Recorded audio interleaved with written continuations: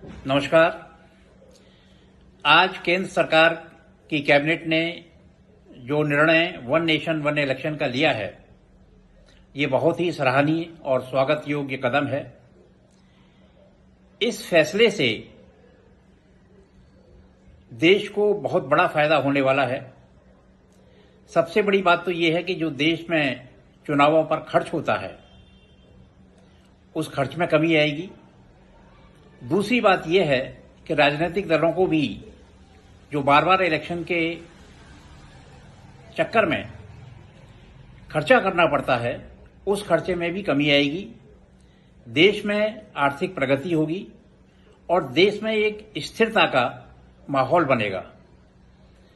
उल्लेखनीय है कि 47 दलों ने अपने मत व्यक्त किए हैं और 47 राजनीतिक दलों में से 32 राजनीतिक दलों ने इसका समर्थन किया है। 15 राजनीतिक दलों ने इसका विरोध किया है। विरोध का कोई ठोस कारण नहीं है। मैं तो ये समझता हूं कि केवल विरोध करने के लिए विरोध है, और जो भी कोई अच्छा काम होता है उसका विरोध कुछ स्वार्थी राजनीतिक दल करते हैं। उसमें उनका अपना हित होता है, अपना फायदा होता है। परंतु मेरी राय में वन नेशन वन इलेक्शन का जो निर्णय लिया गया है, वो बहुत ही सराहनीय कदम है, स्वागत योग्य है और बहुत अच्छा एक माहौल देश में बनेगा, शांतिपूर्ण माहौल भी बनेगा। मेरा ये मानना है कि करीब 20 साल पहले हमने जब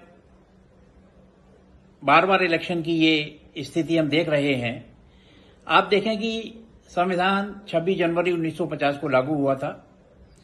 सन 1952 में पहला चुनाव हुआ था और मैं समझता हूं कि 1952 से 1962 तक लोकसभा और राज्य और विधानसभा के इलेक्शन एक साथ होते थे।